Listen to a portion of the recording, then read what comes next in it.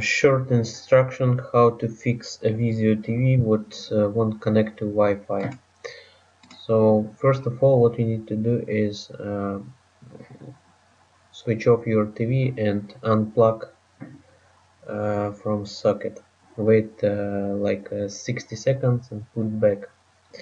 Switch it on in socket, and it will be like a reset. So when you switch on your TV back, it should work normally again.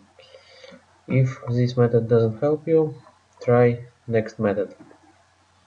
So what you need to do is unplug your router, wait up to 60 seconds, then plug it back in and wait when router go back online. So it will take around 2 minutes, and everything should work fine.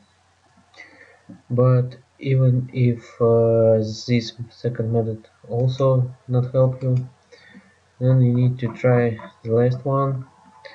Grab your remote controller from TV, click on menu button, and then click on system, and you need to select reset and admin. There will be option reset TV to factory defaults, so this will completely reset your TV to factory settings, and everything should work fine. Okay guys, I hope this short instruction help you.